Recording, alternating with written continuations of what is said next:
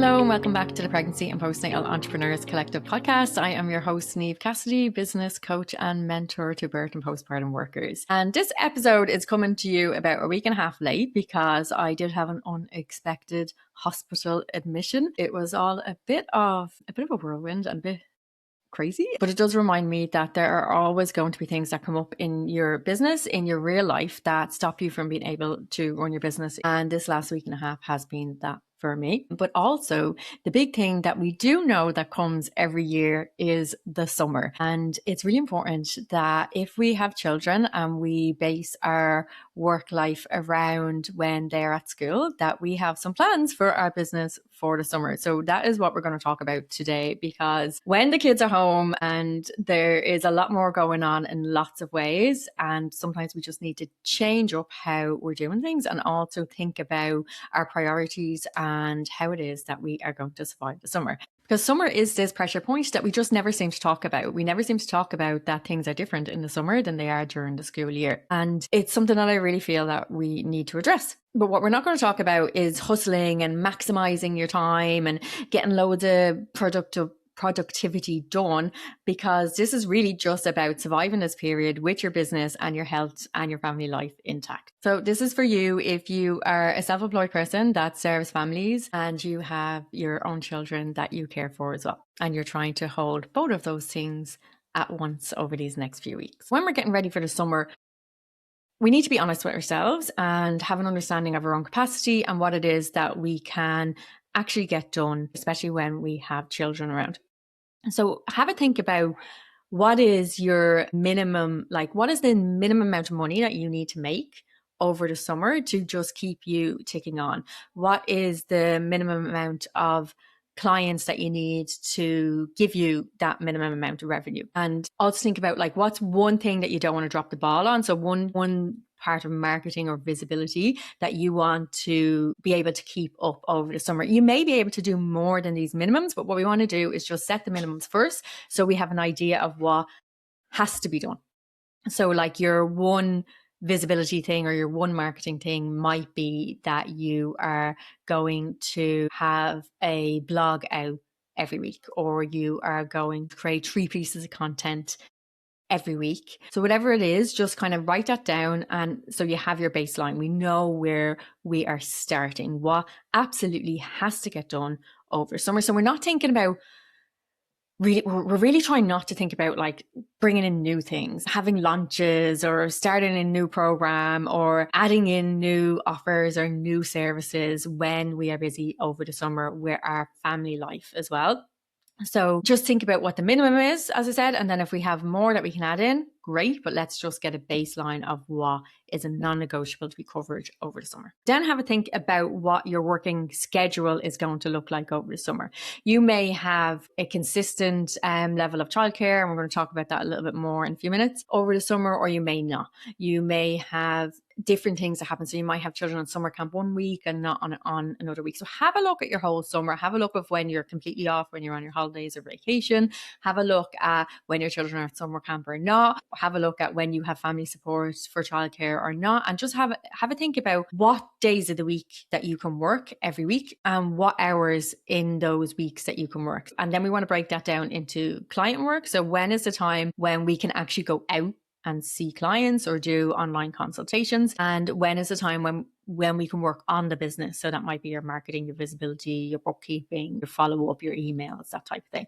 So we want to really map out the whole summer so we have a really good idea of what our working hours are going to be. And they might be very different. So if childcare is a concern, your client hours may be different to the hours where you can do admin if you're able to work when your children are around. Once you have a good idea of what each week is going to look like over the summer for that, write it all down. One, so you're putting it down concrete for yourself, but also so that you can then communicate that to other people. If you have a partner or there is a second parent to your children, then being able to communicate that to them, with my husband, I'm like, okay, I'm going to work from 10 to 2 most of the days because we have kind of a slower start in the mornings during the summer. My kids during school, they start school at 8:30 and my husband brings them to school. So from about 8:15, I am free. So I typically start work about 8:30 if I'm doing like in-home work, like admin work. But over the summer, the kids are up later. So I typically get up around 7. They typically get up around 8 and I'll do their breakfast for them. And then I like to sit out in my garden now that the sun is shining and have my breakfast out there and a cup of tea and relax. And then I might have a shower and get ready. And I might not start work till 9:30, 10 during the summer, whereas I started a lot earlier during the school term. So have a think about what that's going to look like for you and just make sure that is then communicated to the people who need to know. So whether that's your partner or your older children. And listen, things will change over the summer as needed, but it's really good to have a nice base starting point. And when you have that starting point, then we can look at the next bit, which is, how are we going to manage the children if we have care and responsibilities for our children over the summer? Now, I know some of you will have small babies, some of you will have toddlers, some of you will have older children who are a little bit more independent and need less care from you. But a lot of the principles are going to apply across the board. And then some are a little bit more specific depending on the age range of your children and your availability of support. So let's start with the practical things and childcare and looking after your children. So let's just name it as it is. If you have children who are of an age who can't be unsupervised, then if you're going to work, you're going to need childcare. And that includes both for your client facing work. So if you are going out to visit your doula clients or your lactation clients, or if you're running groups or classes, and also your business and your admin work. So if your children are young enough that they can't be left unsupervised, then it's really hard to get any admin work done while they are present. So let's start with client work. I know it's obvious, but if you're doing client work, someone else is going to have to take care of your children.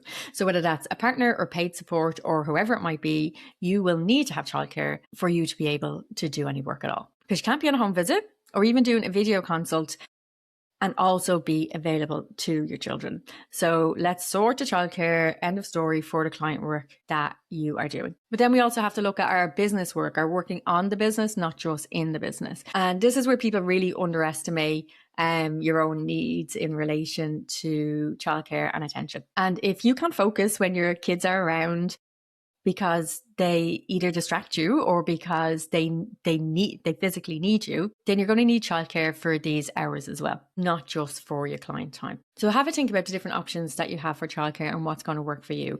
Do you have access to paid childcare? Do you have family members that can help you out? Is your partner or the other parent home and they can take a couple of hours where they are focused on the children so you can do work? Could you swap with another parent? So maybe you have a buddy who also works for themselves and you can take turns looking after each other's children so you can get work done. Or if your children are old enough, you're going to use things like summer camps or activities or play dates to give yourself some time to get work done. What I will say is try and get it scheduled in. So don't try and look at it as a haphazard sort of thing. Have a think about what you need and then get it organized. So have a think about what hours you actually need to get your business work done, and then what level of contact you're going to have with clients over the summer as well. And then start to get your childcare in place so that you can do the work that you need to do to keep your business up and running. But if getting childcare just isn't a possibility for you, and I know that is going to be the case for some of you, then that's okay. But you just need to know what your capacity is over the summer. And if that means that you're winding back a lot and you're only doing little bits of working on the business work, maybe in the evenings when the children are asleep, then that's okay. You just need to know what it is that you're working. If you have older children who you don't necessarily need to send to childcare, then what we need to do is just make sure that we're going to set expectations with them. If you are setting times where you are going to be working, that the children know that that is your work time and that you're not to be disturbed, or that you can only be disturbed for X, Y, and Z. So like actual emergencies, and explain to the children what an emergency is, because sometimes my kids think I'm hungry and I want you to make me a snack as an emergency, whereas what I mean by an emergency is somebody is hurt. So it's really important that we set this clear with the children who are older if we're trying to work while they are at home. So if I'm here right now recording this podcast, one of my children is at summer camp and the other child has been told quite clearly that I am recording, do not disturb me unless you are hurt or sick. You also might need to create like some sort of visual cue. So for me, my door is closed.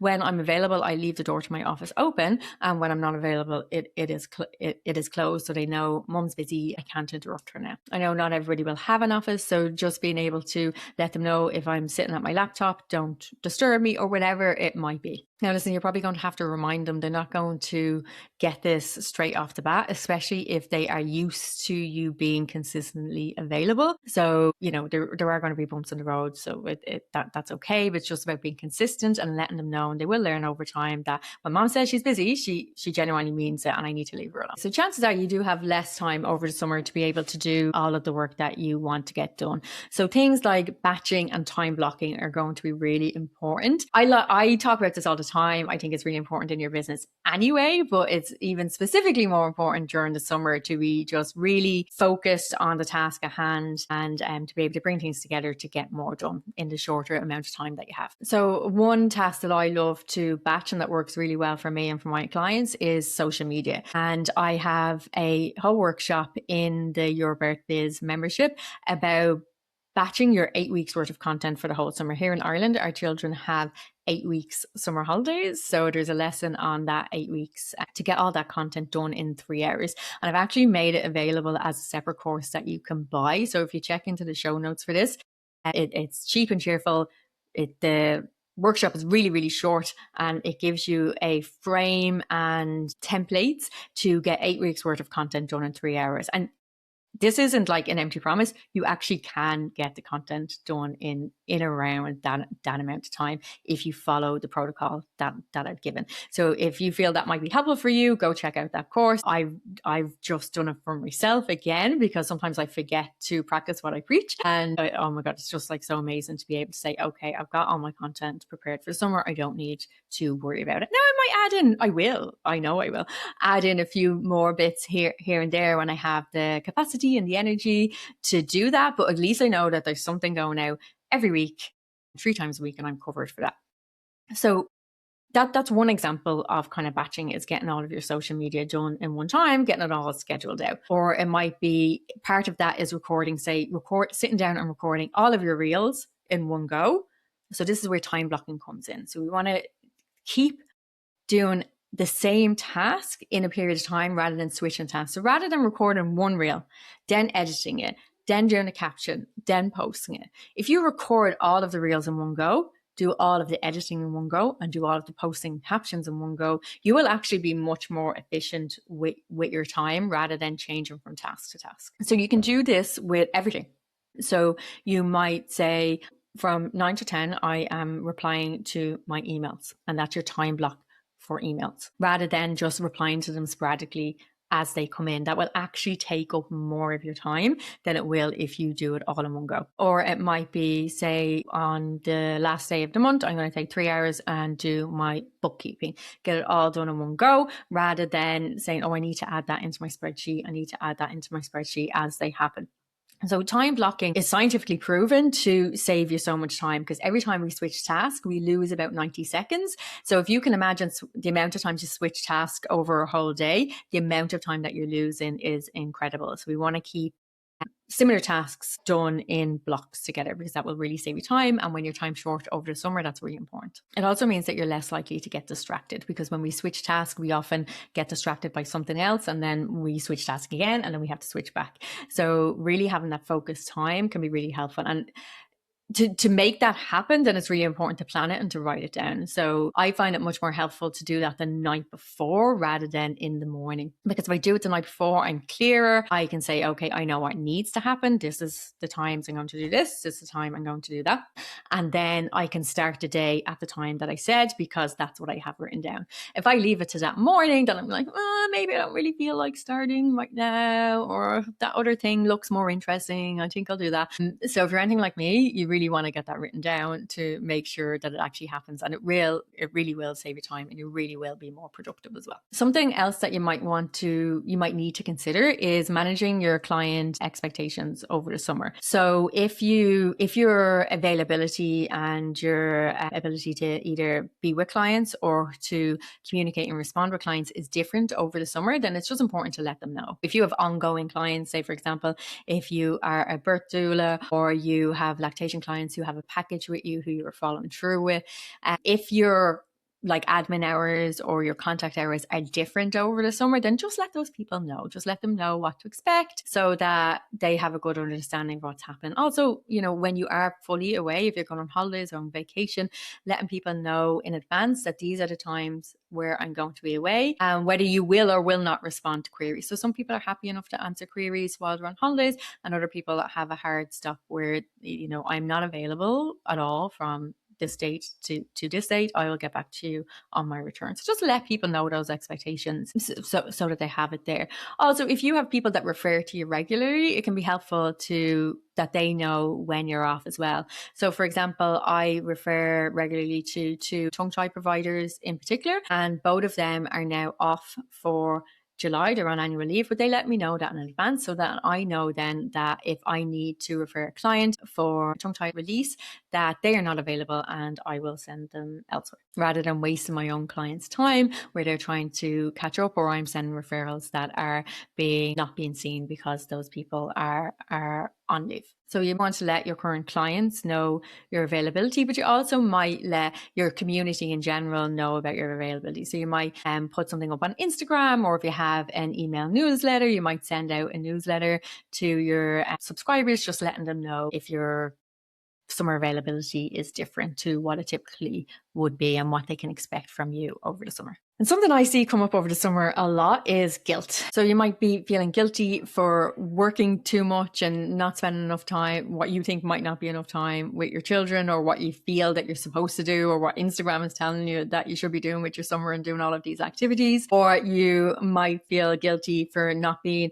as available to your clients, for not responding, maybe for just not even taking on new clients. You might be feeling guilty for not helping people that you feel that you should be able to help, or you might feel guilty for not getting as much done in your business as you wanted to do because you're trying to grow your business, and then you feel that you're not working hard enough and all of that. So listen, feeling guilty isn't unique to birth workers over the summer, but it can be felt a little bit harder, I think, because of the work that we do. So if we are turning down clients who do need support, but we just don't have the capacity to do that, we can feel guilty. And because most of us are mothers as well, we have that guilt around the children, around our family, and maybe not doing enough with them. But it's just really important to remember that having a lighter summer doesn't make you a bad business owner, and working over the summer doesn't make you a bad parent. So to help ease any guilt that you might have around these scenarios, if you do all that planning work that we talked about earlier, and you're clear on what it is that you're going to do over the summer and what it is that you're not going to do over the summer,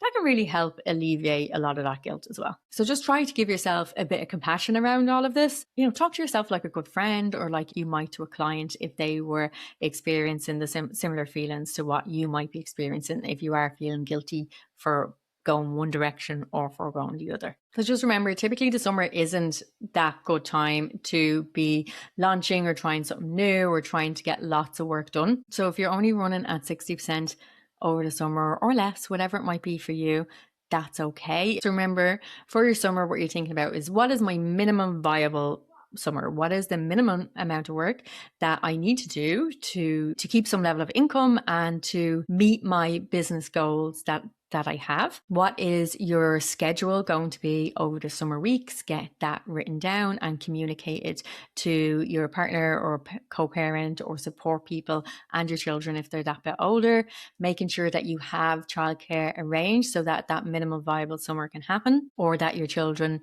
if they're older, that they know the expectations of when you're working and when you're not, and do your best to batch and to time block so that the time that you do have is used effectively.